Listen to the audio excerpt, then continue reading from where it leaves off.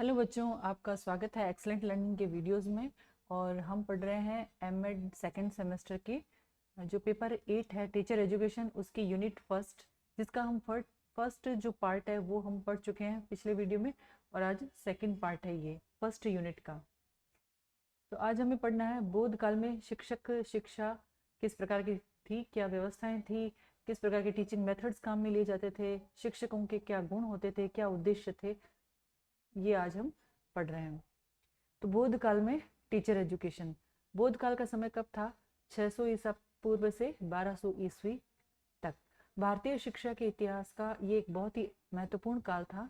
इस युग में शिक्षा का स्वरूप वैदिक काल की अपेक्षा ज्यादा उदार था, लोकतांत्रिक और व्यवहारिक हो गया था। भगवान बुद्ध ने शिक्षा को केवल धार्मिक ज्ञान तक सीमित नहीं रखा, बल्कि नैतिकता, तर्क, करुणा और मानव कल्याण का माध्यम भी बनाया। इस काल में नालंदा, तक्षशिला, विक्रमशिला, वल्लभी, ओदंतपुरी आदि विश्व प्रसिद्ध विश्वविद्यालयों की स्थापना हुई और इन विश्वविद्यालयों में शिक्षक शिक्षा का स्तर भी बहुत उच्च था।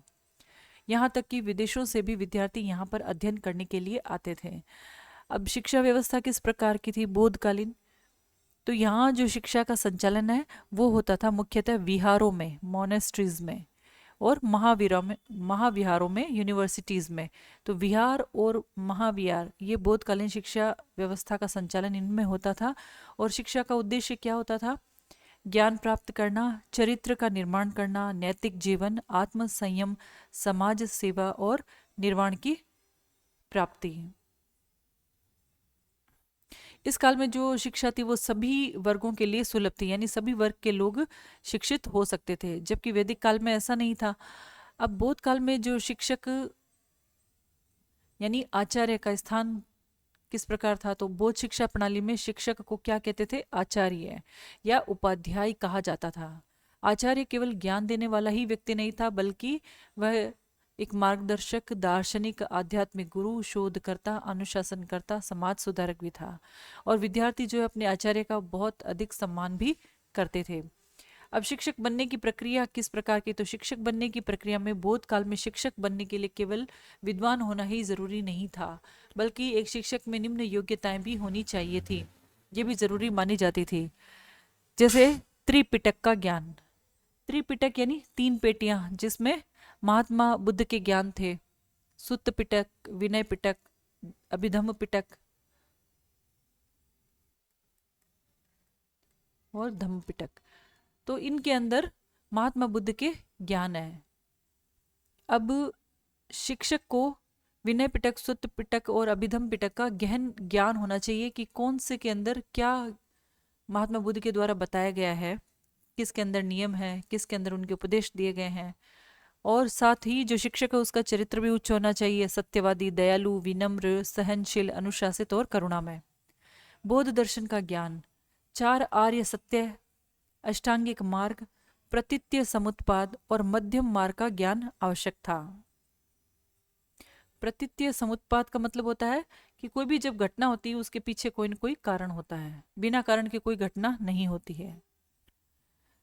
तर्क क्षमता, और चौथा है बौद्ध शिक्षा के अंदर जो वाद विवाद है उसका विशेष महत्व था, इसलिए शिक्षक में तार्किक सोच और विवेचन क्षमता होना बहुत जरूरी था। और शिक्षक के प्रमुख गुण क्या थे? एक आदर्श बौद्ध शिक्षक में निम्न गुण होने चाहिए, जैसे कि वह विद्वता होनी चाहिए, उसमें धर्म या और दर्शन का गहन ज्ञान होना चाहिए। साथ ही शिक्षक करुणामयी होना चाहिए, विद्यार्थियों के प्रति प्रेम और सहानुभूति रखने वाला होना चाहिए, कठोर नहीं होना चाहिए, धैर्यवान होना चाहिए शिक्षक, कि विद्यार्थियों को उनके दक्षताओं के अनुरूप, उनकी क्षमताओं के अनुरूप धीरे धीरे मार्गदर्शन कर सके। अनुशासन, स्वयं अनुशासन रखने वाला होना चाहिए शिक्षक। स्वयं अनुशासित रहेगा तो बच्चे भी उन्हें आदर्श मान करके, विद्यार्थी भी उन्हें आदर्श मान करके उनका अनुसरण करेंगे। शिक्षक में विनम्रता होनी चाहिए, अहंकार से दूर होना चाहिए, निष्पक्षता होनी चाहिए, यानी सभी विद्यार्थियों के समान व्यवहार करने वाला होना चाहिए। शिक्षक के दायित्व क्या थे? तो बौद्ध काल में शिक्षक के अनेक उत्तरदायित्व थे। पहला है ज्ञान प्रदान करना, विद्यार्थियों को धर्म, दर्शन और अन्य विषयों का ज्ञान देना। चरित्र निर्माण करना, नैतिक मूल्यों का विकास करना, अनुशासन बनाए रखने का दायित्व है। विहार के कुछ नियम होते थे, उन नियमों का पालन कराना। आध्यात्मिक विकास का दायित्व, विद्यार्थियों में ध्यान और साधना का प्रशिक्षण देना, समाज सेवा, विद्यार्थियों में सेवा की भावना को विकसित करना। अब बोध काल में शिक्षक विद्यार्थी संबंध किस प्रकार के थे? तो बोध काल में शिक्षक और विद्यार्थी का संबंध अत्यंत मधुर था। विद्यार्थी शिक्षक का सम्मान करते थे, अनुशासन का पालन करते थे, गुरु की सेवा करते थे, उनसे जीवन संबंधी समस्याओं का समाधान प्राप्त करते थे और शिक्षक विद्यार्थियों को पुत्रवत स्नेह भी देते थे। शिक्षण विधियाँ, कौन सी शिक्षण विधियाँ हैं जो बौद्ध शिक्षा के समय काम में ली जाती थी? तो बौद्ध शिक्षा में अनेक आधुनिक शिक्षण विधियों का प्रयोग किया जाता था, जैसे व्याख्यान विधि। शिक्षक विषय का विस्तृत वर्णन करता था। फिर है प्रश्नोत्तर विधि, विद्यार्थियों को प्रश्न पूछने की पूर्ण स्वतंत्रता थी। यानी अगर किसी समस्या का समाधान करना हो, कोई जिज्ञासा हो, विद्यार्थी प्रश्न पूछते हैं तो उनको पूरी स्वतंत्रता थी। वाद विवाद विधि के द्वारा शिक्षण, वाद विवाद में क्या होता है कि तर्क वितर्क के द्वारा ज्ञानार्जन किया जाता है। फिर है चर्चा विधि, समूह बनाए जाते थे और किसी विषय पर विचार विमर्श करवाया जाता था, ब्रेन स्टॉर्मिंग करवाई जाती थी, जिसे आपस में चर्चा करके, विचार विमर्श करके वे निष्कर्ष तक पहुंचते थे। स्वाध्याय विधि के द्वारा शिक्षण, विद्यार्थी स्वयं भी अध्ययन करते थे। ध्यान और चिंतन के द्वारा ज्ञान को आत्मसात करने के लिए ध्यान भी करवाया जाता था। तो ये शिक्षण विधियाँ थी बौद्ध शिक्षा के समय में। अब पाठ्यक्रम किस प्रकार का था? पाठ्यक्रम भी अत्यंत व्यापक था। बौद्ध काल के अंदर बौद्ध दर्शन था, व्याकरण, तर्कशास्त्र, चिकित्सा, गणित, ज्योतिष, साहित्य, राजनीति, अर्थशास्त्र, कृषि, शिल्पकला, संगीत इत्यादि की शिक्षा दी जाती थी। अब उस समय के प्रसिद्ध विश्वविद्यालय हैं, जैसे नालंदा विश्वविद्यालय। नालंदा विश्वविद्यालय विश्व का सबसे प्रसिद्ध विश्वविद्यालय है और उस समय उसके अंदर 10,000 विद्यार्थी एक साथ अध्ययन करते थे और 1500 शिक्षक थे और यहाँ तक कि विदेशों से भी विद्यार्थी आते थे। एक चीन से एक विद्यार्थी आए थे, आपको नाम याद होगा, आपको नाम बताना है। कौन से आए थे जिन्होंने नालंदा विश्वविद्यालय में यहाँ के शिक्षा का अध्ययन किया था? फिर है तक्षशिला, भारत का सबसे प्राचीन विश्वविद्यालय है। चिकित्सा और राजनीति और युद्ध कला यहाँ की प्रसिद्ध ज्ञान दिया जाता था। विक्रमशिला जो है ये बौद्ध दर्शन और तंत्र मंत्र अध्ययन का प्रमुख केंद्र था। विक्रमशिला। वल्लभी विश्वविद्यालय, इसमें प्रशासन और राजनीति की शिक्षा के लिए यह प्रसिद्ध था। अब बौद्धकालीन जो टीचर एजुकेशन है, शिक्षक शिक्षा की क्या विशेषताएं थी? तो बौद्धकालीन शिक्षक शिक्षा की विशेषताएं थी कि लोकतांत्रिक वातावरण पर बल दिया जाता था, तर्क और विवेक पर बल, नैतिक शिक्षा, करुणा, अहिंसा, अनुसंधान को प्रोत्साहन, वाद विवाद की परंपरा, अंतर्राष्ट्रीय शिक्षा, व्यावहारिक शिक्षण, विद्यार्थी केंद्रित शिक्षा और व्यक्तित्व विकास पर ध्यान दिया जाता था। बौद्ध काल की शिक्षा में क्या उपलब्धियां हैं? तो इसकी उपलब्धियां ये है कि उस समय विश्व स्तरीय विश्वविद्यालयों की स्थापना हुई थी, अंतर्राष्ट्रीय शिक्षा का विकास हुआ था, वैज्ञानिक और तार्किक दृष्टिकोण का विकास, नैतिक मूल्यों का विकास, शोध और चिंतन को प्रोत्साहन और शिक्षा का विस्तार। कुछ कमियां भी थी, जैसे शिक्षा जो थी वो मुख्यतः बौद्ध धर्म पर ही आधारित थी।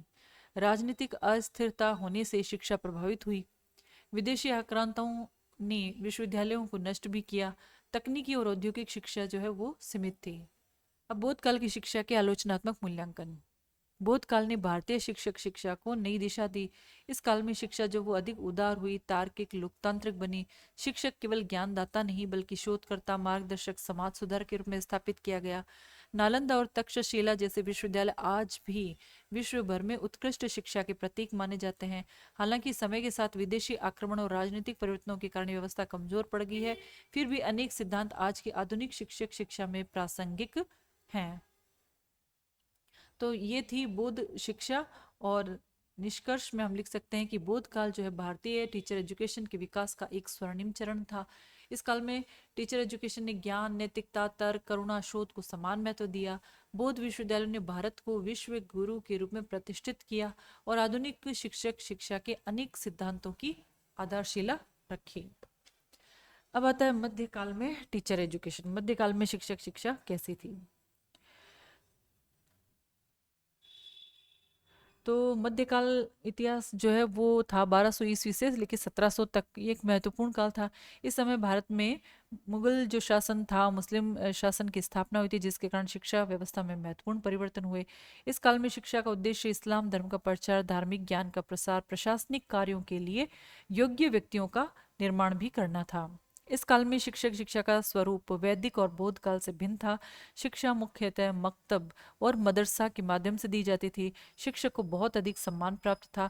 उसे समाज का विद्वान और धार्मिक मार्गदर्शक माना जाता था। मध्यकालीन शिक्षा व्यवस्था दो संस्थाओं में दी जाती थी। दो संस्थाएं कौन सी है? एक है मकतब और दूसरा है मकतब और दूसरा है मदरसा। अब दोनों में क्या डिफरेंस है वो हम देख लेते हैं, कभी कभी कंपटीशन एग्जाम्स में भी पूछते हैं। मकतब होता है प्राथमिक शिक्षा का केंद्र। मकतब होता है प्राथमिक शिक्षा का केंद्र। यहाँ छोटे बच्चों को प्रारंभिक शिक्षा दी जाती थी। मकतब में पढ़ाए जाने वाले विषय थे कुरान, अरबी भाषा, फारसी, लेखन, गणित और नैतिक शिक्षा। और मदरसा जो थी उसके अंदर वह जो मदरसा जो होते थे वो उच्च शिक्षा के केंद्र होते थे।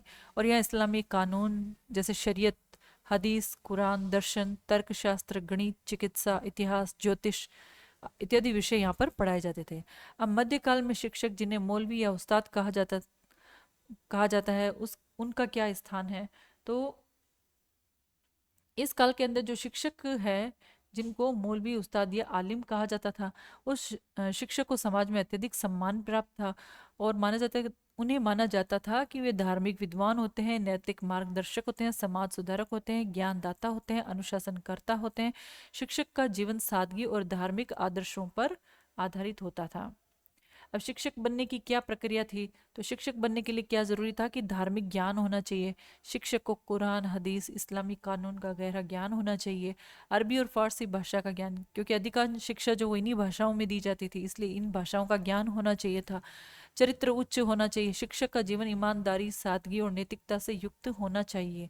शिक्षण क्षमता, शिक्षण में विषय को सरल भाषा में समझाने की क्षमता होनी चाहिए एक टीचर के अंदर। तो ये गुण जो है वो के लिए, अगर किसी में ये गुण है तो वो टीचर बनने के लिए काबिल था। शिक्षक के गुण कौन से हैं? एक आदर्श आदर्श शिक्षक में निम्न गुण जरूरी थे। विद्वता होनी चाहिए, यानी धार्मिक और लौकिक दोनों प्रकार के ज्ञान में दक्ष होना चाहिए।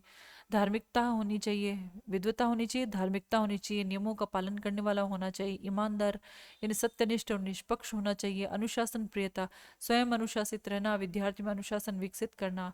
सहानुभूति, विद्यार्थियों के प्रति प्रेम और सहयोग का भाव रखना। शिक्षक के प्रमुख दायित्व क्या थे? केवल पढ़ाना ही नहीं था, बल्कि प्रमुख दायित्व थे विद्यार्थियों को धार्मिक शिक्षा देना, नैतिक चरित्र का निर्माण करना और अनुशासन बनाए रखना।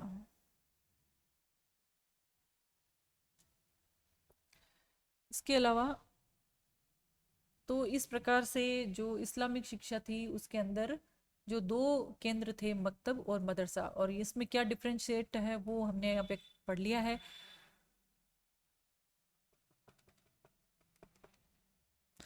और अब हम चलते हैं वापस अपने पॉइंट की तरफ कि हमने कहाँ पढ़ना छोड़ा था।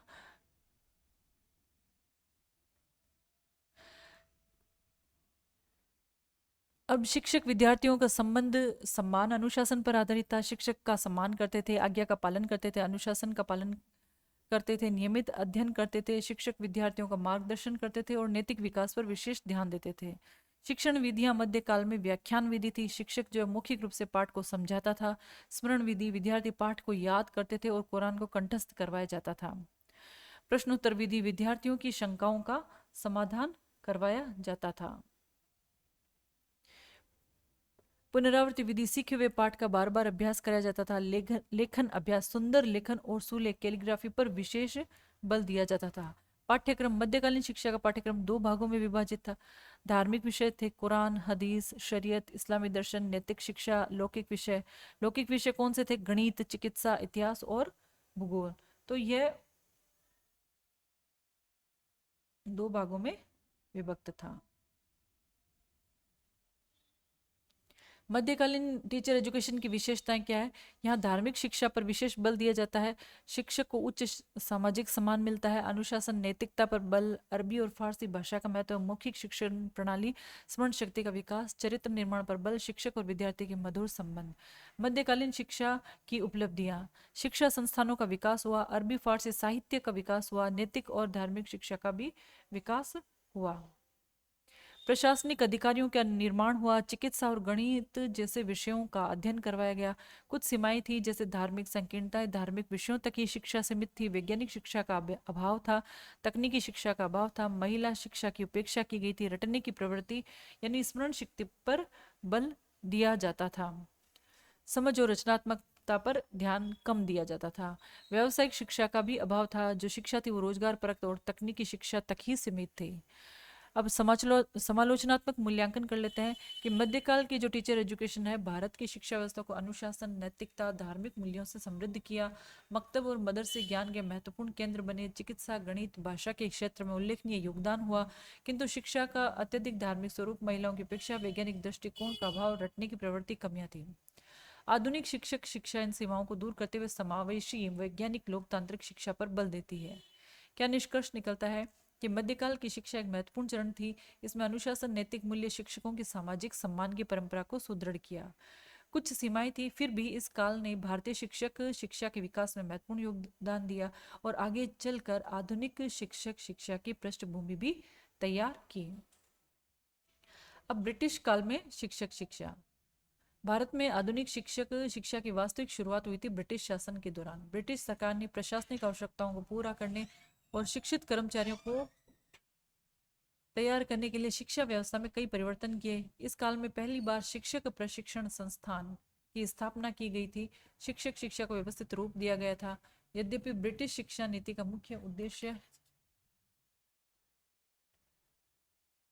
प्रशासनिक कर्मचारियों की तैयारी था, फिर भी इस काल में शिक्षक शिक्षा के विकास के लिए अनेक आयोग, नीतियों और योजनाओं ने महत्वपूर्ण योगदान दिया।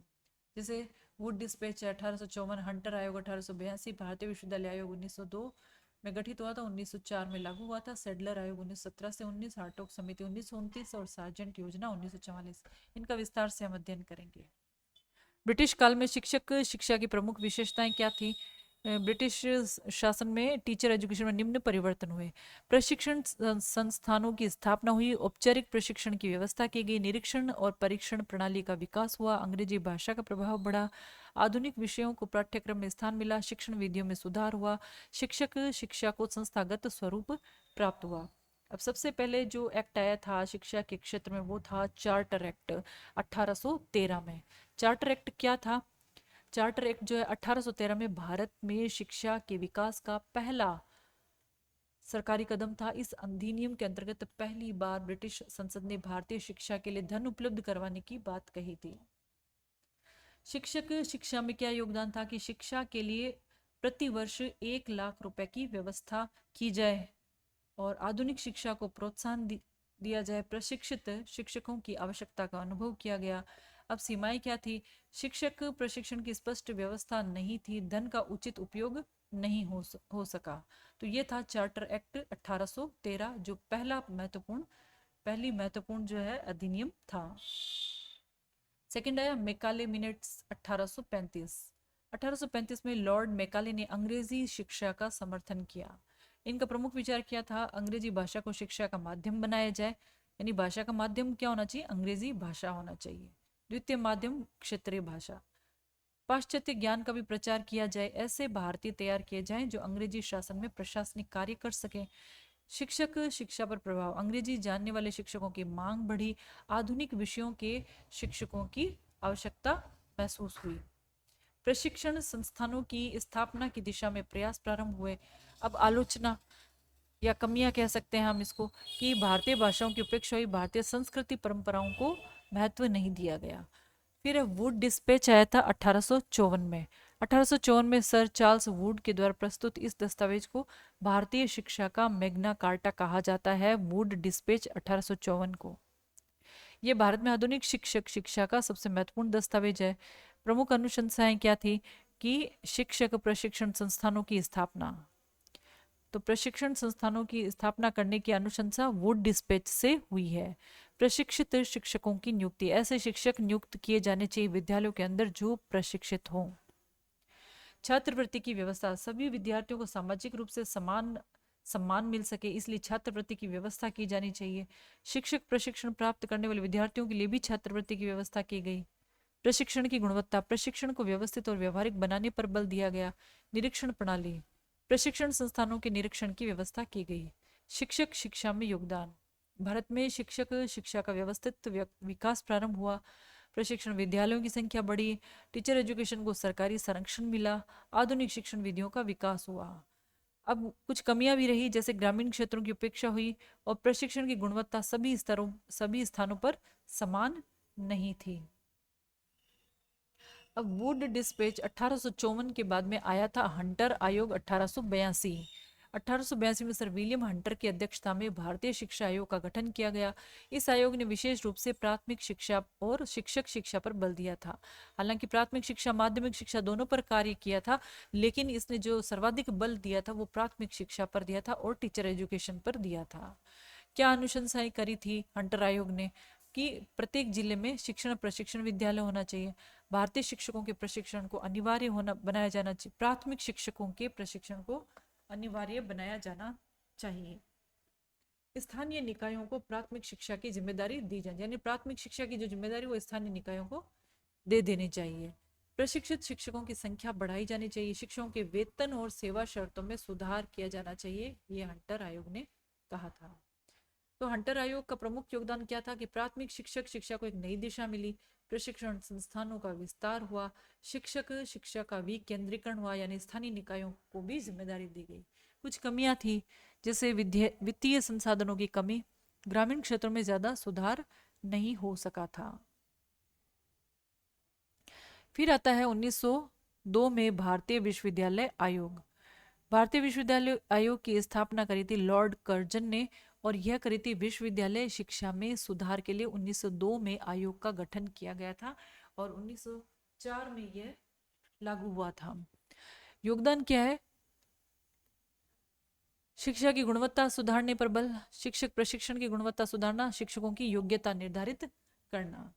फिर आया सैडलर आयोग 1917 से 1919। माइकल सैडलर की अध्यक्षता में आयोग गठित हुआ था। इसे कलकत्ता आयोग भी कहा जाता है।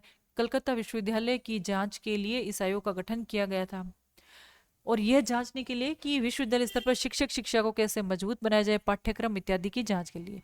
तो इन्होंने अनुशंसाएं की कि विश्वविद्यालय स्तर पर शिक्षक शिक्षा को मजबूत बनाया जाए, बैचलर ऑफ टीचिंग जैसे पाठ्यक्रम विकसित किया जाए, शिक्षण अभ्यास को महत्व दिया जाए, शिक्षा में अनुसंधान को प्रोत्साहित किया जाए। अब इनका योगदान क्या? विश्वविद्यालय आधारित टीचर एजुकेशन का विकास, व्यवहारिक प्रशिक्षण का महत्व, और शिक्षण अब की जो परंपरा है वो और भी ज्यादा मजबूत हो गई। फिर आती है 1929 में हार्टोग समिति। सर फिलिप हार्टोग की अध्यक्षता में गठित समिति ने प्राथमिक शिक्षा गुणवत्ता सुधारने पर बल दिया।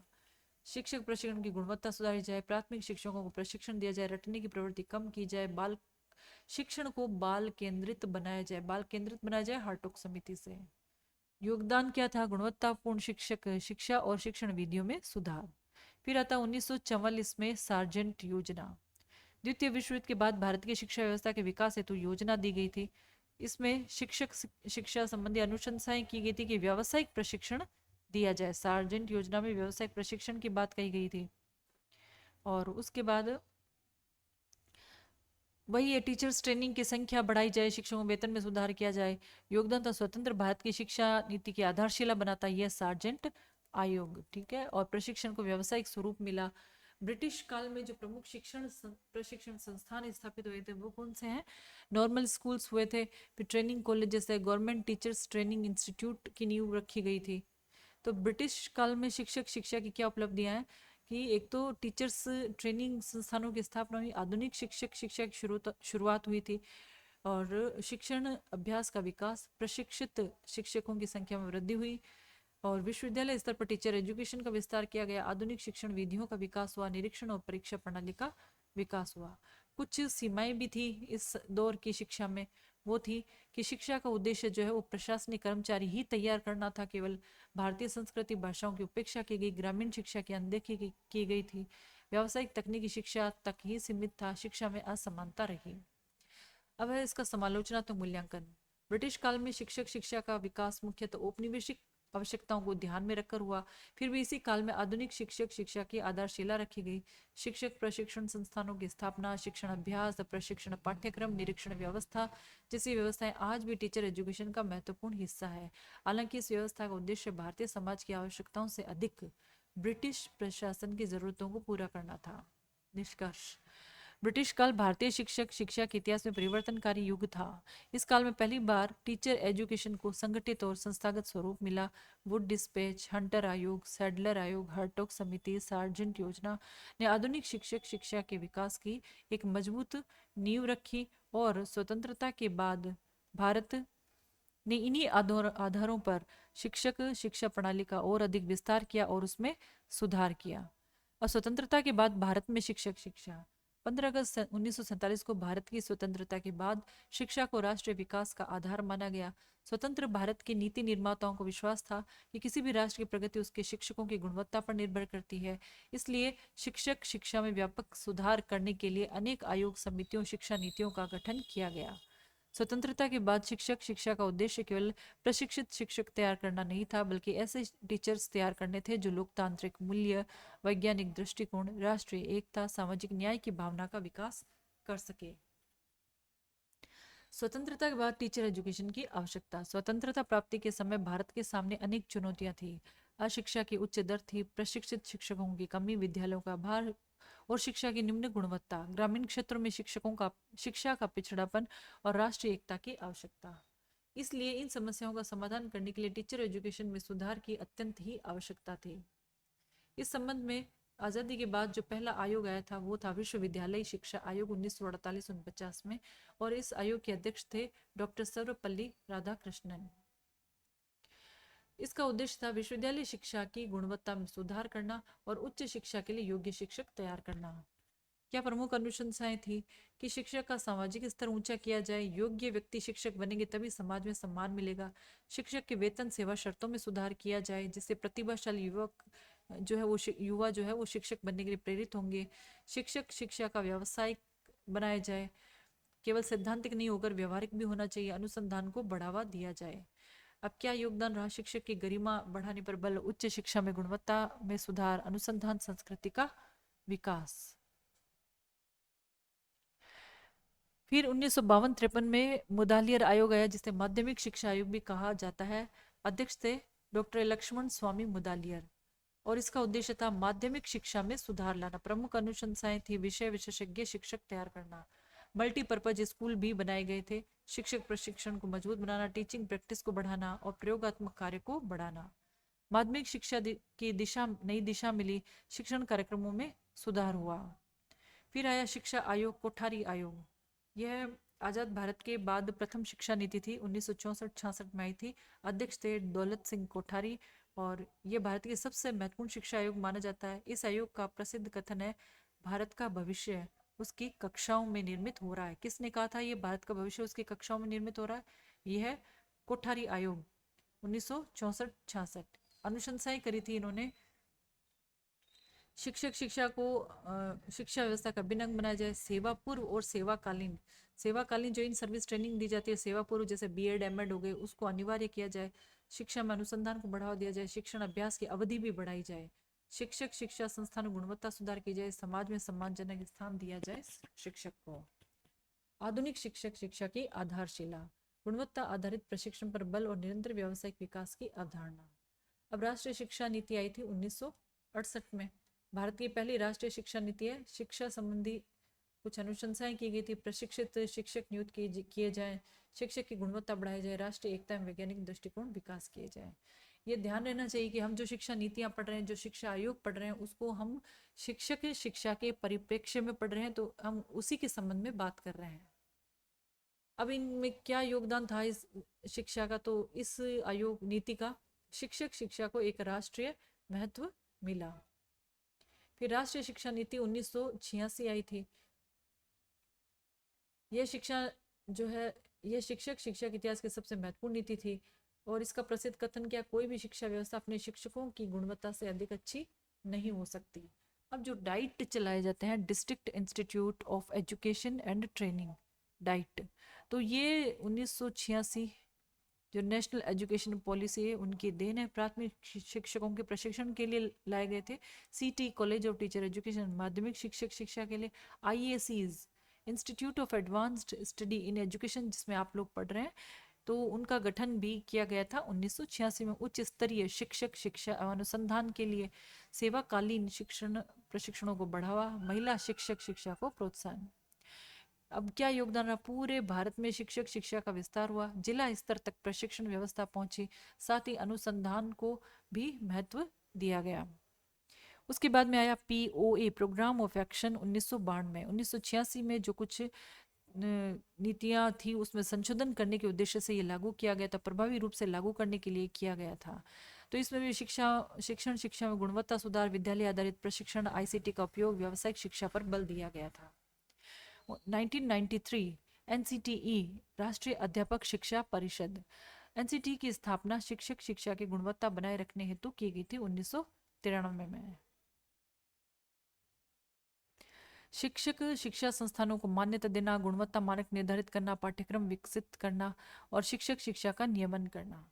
राष्ट्रीय पाठ्यक्रम रूपरेखा शिक्षक शिक्षा एनसीएफटी 2009, रिफ्लेक्टिंग टीचिंग पर बल, child centred education, constructive approach, inclusive education, action research, शिक्षक को ज्ञानदाता से सीखने का सहायक माना गया। फिर आई राष्ट्रीय शिक्षा नीति एनईपी 2020।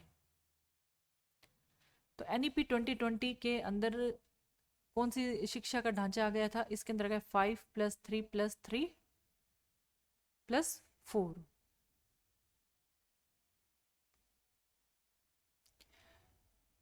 प्रमुख प्रावधान क्या थे, 4 वर्षीय समेकित बीएड कार्यक्रम की बात कही गई, आईटेप कहते हैं हम जिसे, इंटीग्रेटेड टीचर एजुकेशन पॉलिसी, बहुविषयक मल्टीडिसिप्लिनरी शिक्षक शिक्षा, गुणवत्तापूर्ण शिक्षक शिक्षा, डिजिटल आईसीटी आधारित शिक्षण, समावेशी शिक्षा, 21वीं सदी का कौशल, सतत व्यावसायिक शिक्षा यानी सीपीडी, और प्रत्येक शिक्षकों के लिए प्रति वर्ष कम से कम 50 घंटे का व्यावसायिक विकास कार्यक्रम चलाया जाए। क्या योगदान था, शिक्षक शिक्षा को वैश्विक स्तर के अनुरूप बनाना और शोध, नवाचार और तकनीकी दक्षता पर बल देना, शिक्षक की व्यावसायिक गुणवत्ता में सुधार करना। अब स्वतंत्रता के बाद शिक्षक शिक्षा की प्रमुख उपलब्धियां क्या थी, एक तो शिक्षक शिक्षा संस्थानों का विस्तार हुआ, डाइट है, सीटीई आईएसी की स्थापना हुई, एनसीटी के द्वारा शिक्षक शिक्षा की गुणवत्ता का नियंत्रण किया गया, 4 वर्षीय समेकित बीएड की व्यवस्था की गई यानी कि आईटेप की व्यवस्था। इसके साथ ही आईसीटी, डिजिटल शिक्षा का विकास, समावेशी शिक्षा, सेवा पूर्व और सेवाकालीन प्रशिक्षण मजबूत किया गया, अनुसंधान नवाचार को महत्व दिया। चुनौतियां क्या क्या, प्रशिक्षण की गुणवत्ता में असमानता है, निजी संस्थानों में गुणवत्ता संबंधी समस्याएं आ जाती है, व्यवहारिक प्रशिक्षण का अभाव होता है, आईसीटी का उपयोग सीमित है, ग्रामीण क्षेत्र में संसाधन कम है, शोध संस्कृति का पर्याप्त विकास का नहीं होना। सुधार के कुछ सुझाव हैं, जैसे डिजिटल शिक्षक शिक्षा को अधिक व्यवहारिक बनाया जाए, डिजिटल तकनीकों को व्यापक उपयोग किया जाए, इंटर्नशिप की अवधि बढ़ाई जाए, अनुसंधान आधारित प्रशिक्षण को प्रोत्साहित किया जाए, एनईपी का प्रभावी क्रियान्वयन किया जाए। निष्कर्ष क्या, स्वतंत्रता के बाद भारत में शिक्षक शिक्षा ने उल्लेखनीय प्रगति की है। राधाकृष्णन आयोग, मुदालेर आयोग, कोठारी आयोग, राष्ट्रीय शिक्षा नीतियां 1968, 86, 2020। कौन कौन सी राष्ट्रीय शिक्षा नीतियां, 1968, 1986, 2020। एनसीटीई और एनसीएफटी ने शिक्षक शिक्षा को नई दिशा दी है। आज शिक्षक जो उसका उद्देश्य केवल प्रशिक्षित शिक्षक तैयार करना नहीं, बल्कि ऐसे कुशल, नैतिक, दक्ष, शोधपरक, सामाजिक रूप से उत्तरदायी शिक्षक तैयार करना जो राष्ट्र निर्माण में सक्रिय भूमिका निभा सके। तो स्टूडेंट्स, ये था यूनिट 1 का पार्ट 2, और वीडियो बहुत ज़्यादा लंबा हो जाएगा, तो एक पार्ट इसका और बनाना पड़ेगा, तब जाकर के यूनिट 1 जो है आपकी कंप्लीट होगी। नेक्स्ट वीडियो आने तक आप इसी तरीके से पढ़ते रहिए। Thank you, good bye.